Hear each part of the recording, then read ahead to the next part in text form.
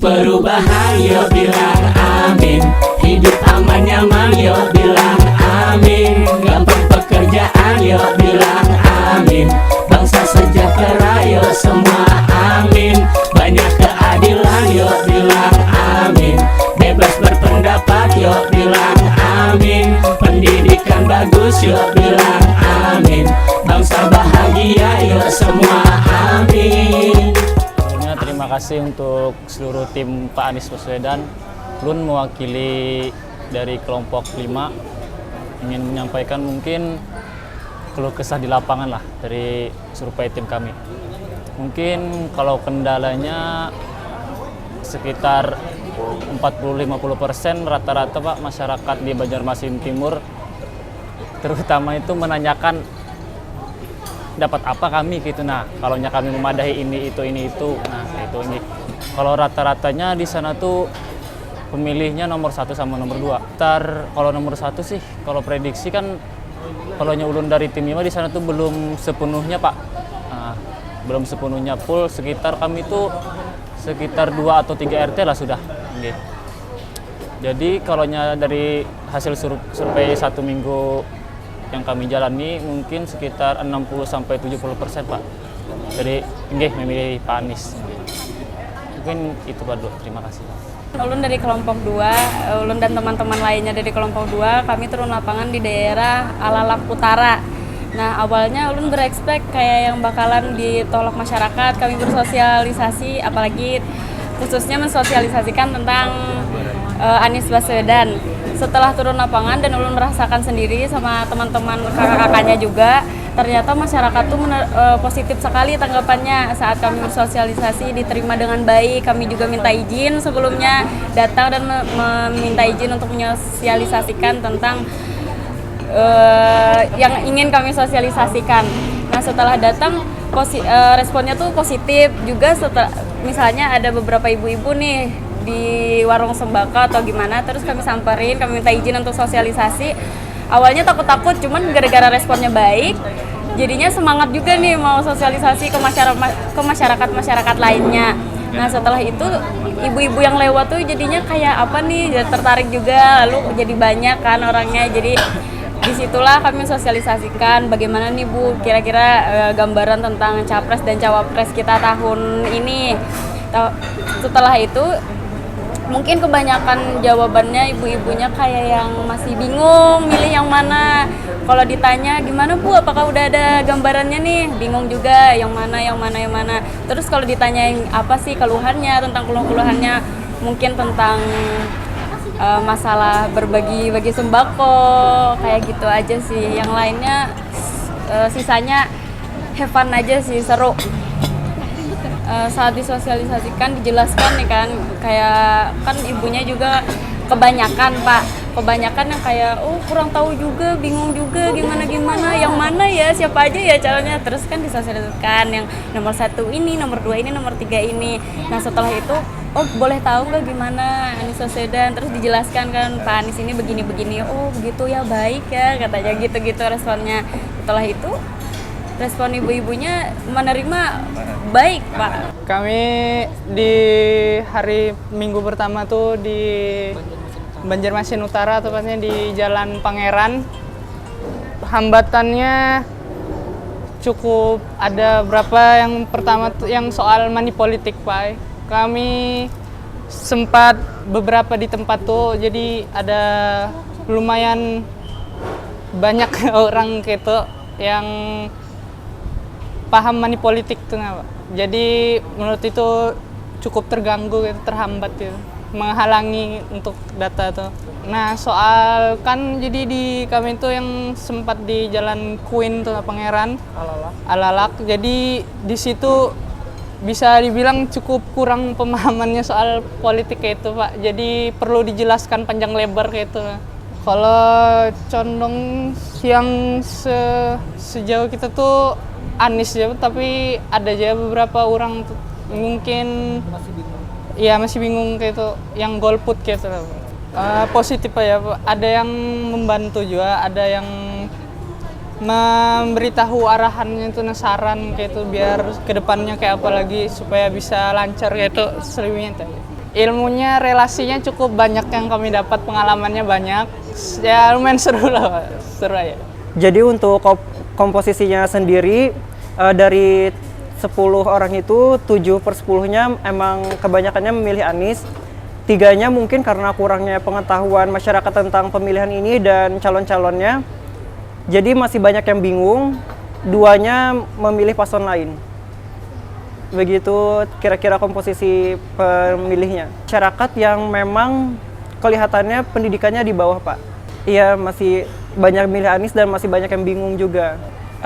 Kurangnya pengetahuan masyarakat tentang calon-calon pilpres dan cawapresnya tadi. Kemudian adanya terbangunnya mindset masyarakat kalau nggak ada duit nggak mau milih gitu. Buat apa mereka milih kalau nggak ada duitnya? Jadi itu juga kami beritahukan di masyarakat kalau hal seperti itu perbuatan yang salah gitu. Kalau duit itu tidak benar gitu. Kita tidak mau menanggung 5 tahun ke depan dengan uang yang haram itu. Begitu. Selanjutnya kendala kami di lapangan mungkin waktu ya Pak. Jadi karena kami kerjanya siang, jadi banyak orang yang mungkin bekerja di luar gitu. Untuk usianya sendiri yang kebanyakan di atas yang tua sih. Kalau Gen Z-nya itu kira-kira di sekolah atau di mana, jadi kurang. Sejauh saya meneliti sih tidak ada ya, mungkin hanya ada kritikan-kritikan tentang paslon-paslonnya aja. Kalau Anies itu alhamdulillah semuanya mendapat respon positif, tapi paslon lain kurang. Iya, mengenai riwayat hidupnya yang sebelumnya itu kurang dianggap baik. Saya kapten dari kelompok 3 Duta Anies Perubahan melaporkan bahwa kami sudah masuk, kami dari masuknya domisilinya ke Banjarmasin Barat. Alhamdulillah sudah kalau nggak salah ada 5 RT dan alhamdulillah kami setiap sosialisasi ke wilayah-wilayah tersebut responnya sangat baik. Khususnya dari kami di Tuluk Tiram. Nah, di situ masyarakatnya sudah pandai lah melihat yang mana dari paslon 1, 02 dan 03 ini mana yang terbaik dan mana yang paling pas untuk Indonesia ke depannya. Dan yang melihatnya ada pesan-pesan juga nih dari masyarakat bahwa diperlihatkan lagi lah kasihan dari masyarakat yang ada nih, mungkin kayak petani ini kayak mengeluh pupuk mahal, itu terkait bahan-bahan sembako juga lumayan terbilang mahal sampai sekarang. Nah, yang mana inilah pasti poin-poin yang perlu diperbaiki nantinya, yang perlu di-highlight oleh para calon pemimpin ke depannya, dan Pak Anies tuh mengakomodir terkait itu semua. Dan yang mana golongan atas, golongan bawah, dan ada kan dari Pak Anies tuh mengecilkan ibaratnya menyetarakan dari yang orang atas menuju setara dengan membesarkan orang yang dari kalangan masyarakat miskin ini. Jadi ibaratnya kesetaraan itu perlu di nantinya sebagai cita-cita Indonesia yang lebih baik lagi. Dan alhamdulillah kami dari kelompok 3 ini kemarin walaupun ada kendala hujan dan tapi kawan-kawan kami tetap semangatnya membara tinggi, dan itu disambut dengan kesan yang hangat oleh masyarakat bahwa kami pun dari relawan tidak ibaratnya mengharap apa-apa, emang kami tulus murni niatnya untuk perubahan Indonesia yang lebih baik lagi ke depannya. Dan ibarat kesan dan pesan dari masyarakat melihat bahwa memang Pak Anies ini kelihatan dan ada ibaratnya dari fasilitas debat pertama, debat kedua, debat ketiga, masyarakat bisa menilai yang mana memang paling pas. Dan kesan dari masyarakat lagi, Pak Anies itu amanah, jujur dan adil, yang mana ibaratnya memang itulah cita-cita yang mana pemimpin harapan kita di 2024 nanti. Dari kami Pak kemarin sudah survei lah Pak, terkait untuk memilih di tahun 2024 ini ternyata masih Gen Z Pak, presentasi yang paling banyak. Dan Gen Z ini rata-rata sudah melek media, sudah melek sosial media, dan mereka bisa menilai. Dan tanggapan dari mereka, memang mereka pro terhadap Pak Anies juga Pak, karena melihat memang kapasitas yang ditawarkan dan solusi yang kedepannya ditawarkan ke Pak Anies memang yang paling pas dan paling cocok Pak. Jadi kalau kami gambarkan sudah sekitar presentasi dari 10 itu 8/10 Pak. Jadi 2 yang golongan ini masih satu yang bingung dan satu masih yang bimbang Pak, karena mungkin melihat belum ada kepastian dari mereka, masih bimbang karena melihat dari dari Pak Anies ini memang sudah bagus, cuman ada ibaratnya Pak masih kayak goncangan-goncangan sedikit Pak. 8 Pak. Nah kemarin tuh Pak kami masuk juga nih ke ibarat baby boomers angkatan yang 50, 60. Nah alhamdulillah Pak, kami kan melihatnya ini daerah pesisir, tapi ternyata mereka sudah pandai, sudah bagus cara melihatnya, ibaratnya kapasitas dari pemimpin yang ditawarkan yang paling baik itu yang mana. Nah, cuman yang tadi itu yang lu sampaikan 2/10-nya itu Pak, ya masih mohon maaf sebenarnya ibaratnya masih yang money politiknya itu Pak, sebenarnya ibaratnya money politik itu kan kurang baik dah. Yang mana itu bisa mempengaruhi suara yang jelas-jelas itu kada seberapa tuh. Nah, yang mana saran dari kami juga sebagai pemuda, pilihlah memang yang visioner lah pemimpin ke depannya. Jangan ibaratnya yang menawarkan hambur-hamburkan uang tuh ibarat itu kurang baik untuk kita ke depannya. Nah, itu mungkin, dan kami sedikit mengedukasi juga Pak kepada ibu-ibunya kemarin. Dan alhamdulillah mungkin nanti ibu pertimbangkan lagi. Nah, karena kebetulan di daerah itu Pak lumayan kuat tentang money politiknya itu Pak. Sering bagi-bagi sembako, mungkin ada yang lebih, uangnya juga lebih banyak dikasih. Cuman karena ibunya mungkin ada cita-cita harapannya dalam hatinya paling dalam, memang mau perubahan juga Pak. Memang mau menciptakan Indonesia yang lebih baik lagi tuh. Nah, karena kalau kita melihat ya kita masih melazimkan hal-hal yang seperti itu, maka Indonesia makan seperti ini aja, makan bisa melorot lebih jauh lagi ke bawah gitu Pak.